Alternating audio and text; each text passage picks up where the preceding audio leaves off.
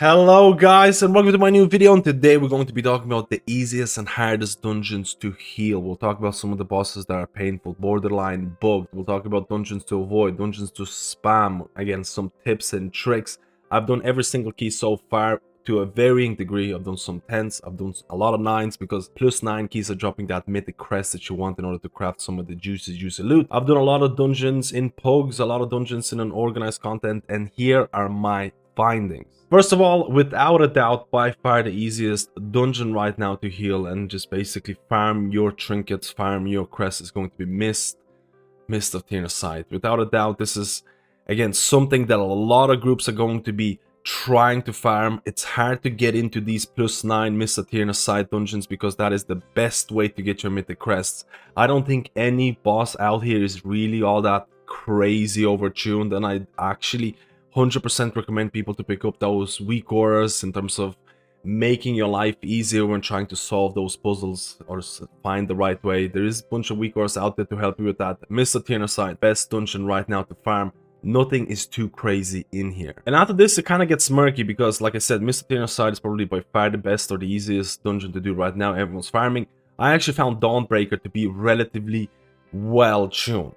Now, it is mechanical checks. The first boss is going to have beams out there. You need to make sure that people know how to dodge beams. They have to kind of, bait the circles. You have to dispel. There's an absorb.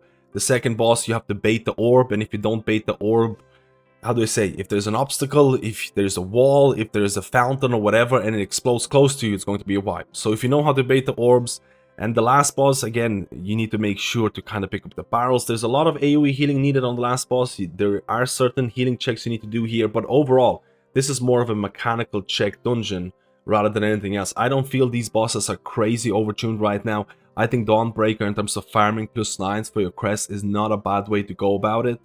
I do recommend people to, after killing the first boss, maybe swapping to normal flying, because probably the most wipes that I experienced in this dungeons is from the fact that people are flying, they're following the tank, and they just go further than the tank and they pull mobs, and then everything just goes and becomes a crap show.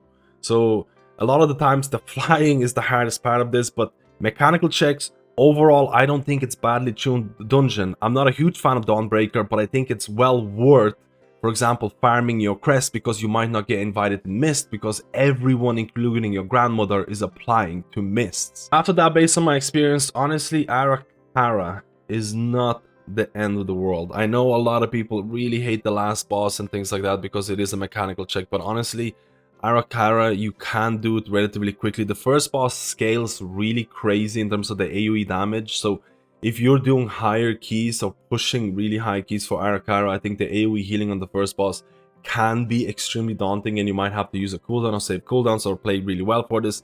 The second boss mainly has single target requirements. The person that gets dots, you really need to focus on them. And the third boss, this is a mechanical check a lot of the times. A lot of people wiped on Arakara last boss because they were not aware of the fact when you can break out using your CC. Another tip, you can break out from the root using your CCs, any form of CC, but you can also use your interrupt. So don't be afraid to send an interrupt for that.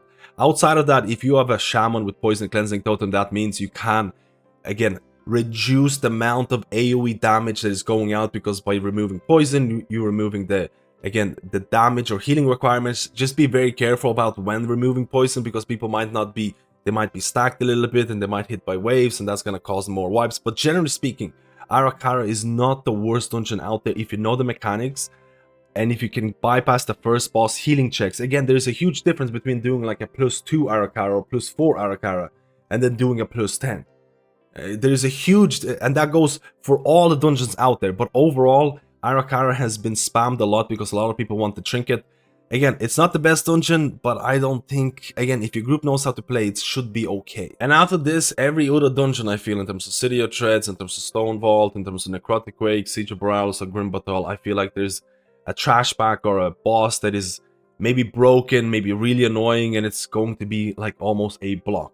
So, for example, I do think that Siege of Borealis, now I've done Siege of Borealis relatively low-key level, I don't like this dungeon, I'm not a huge fan of this, but the last boss, again, they reworked certain bosses.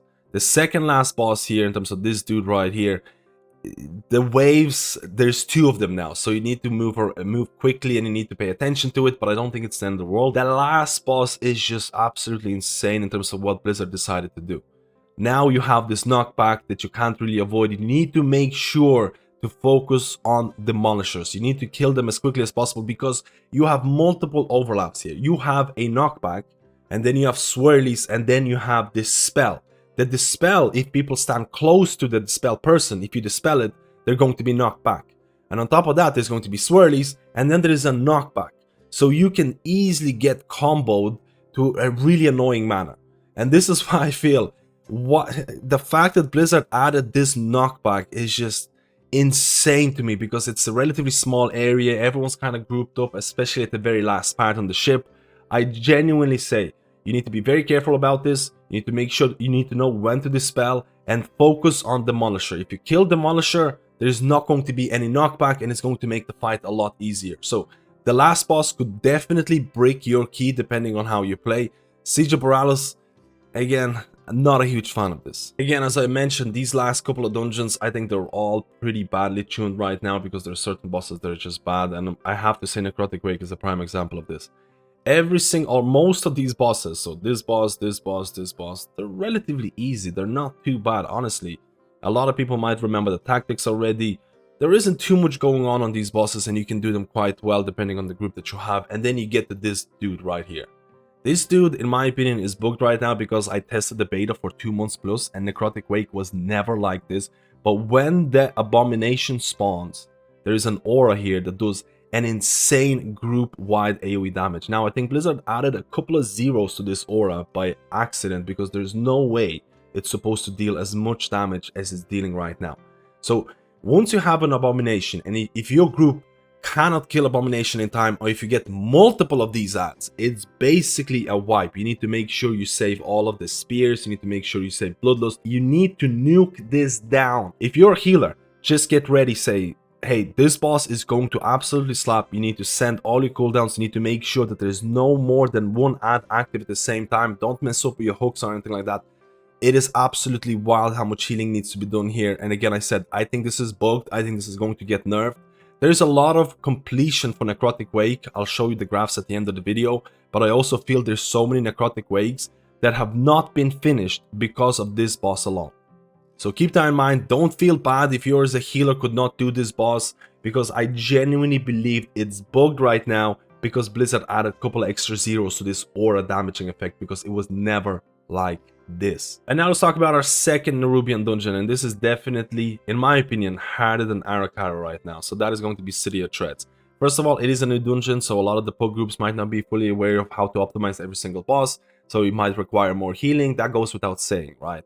So I actually believe most of these bosses out here are relatively okay. Like, you do have to pump certain amount of healing. If people fail, it's going to be a bit awkward. But once you get to the Splicer boy, this has to be...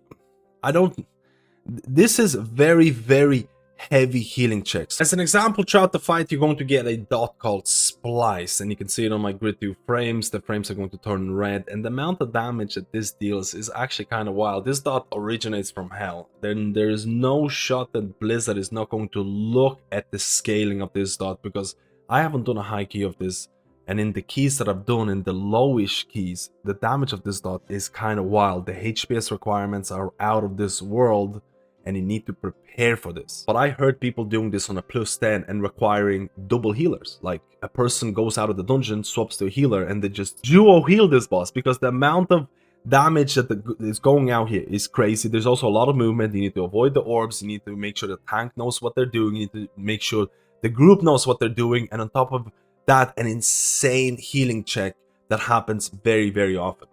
Again, if you're a brave healer, you can attempt City of Treads.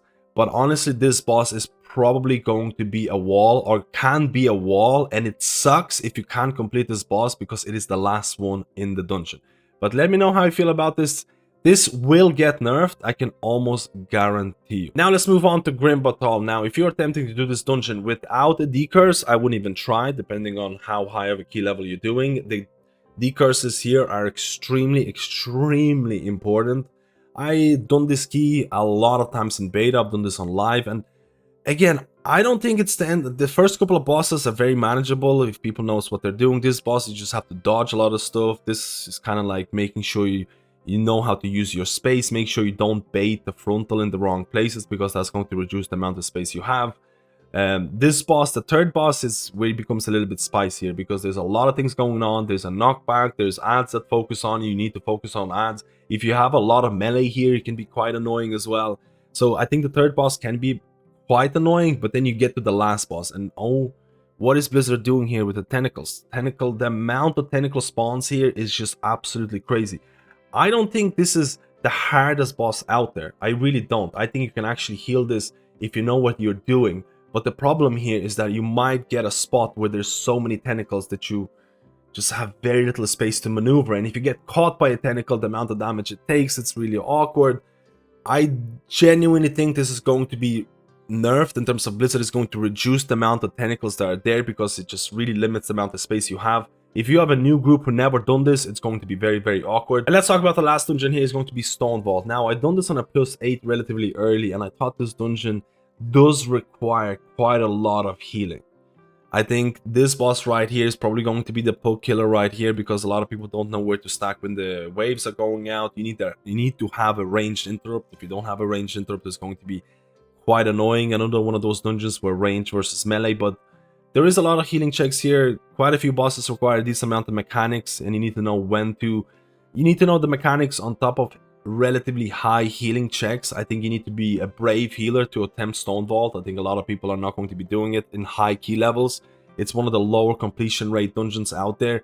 We'll have to see if there's going to be some changes around this, but let's go and talk about the list of dungeons that you should probably try and farm, and list of dungeons that you probably should avoid. And now for the summary of the video, this is real play information, and this list is generated by a website called Archon. And again, I'm not sure if it's taking into account how many keys were bricked by certain walls, especially something like Necrotic Wake in terms of the third boss. But overall, I don't really disagree with this too much. I genuinely believe that the only spammable easy key right now is Mist of Tierna's Sight. I definitely advise people to try and get the weak aura in terms of making pathing easier. In terms of other keys, I think Arakara, again, a lot of people are trying to do it for trinkets. The first boss can scale pretty, it can be pretty scary in terms of the AoE damage depending on which key you're doing. The third boss is a mechanical check. If you have Poison Dispel, it can really help out in terms of meeting some of the AoE checks or AoE healing checks.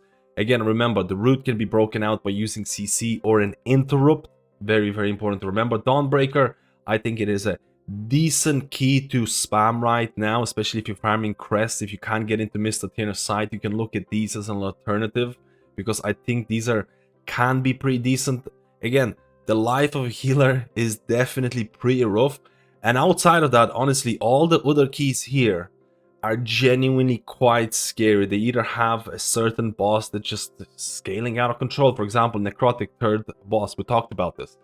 I feel it's bugged in terms of the aura doing more damage. Maybe Blizzard added a couple of zeros by accident. Siege of Borealis last boss in terms of the knockback, the spell, and the swirlies that you need to avoid.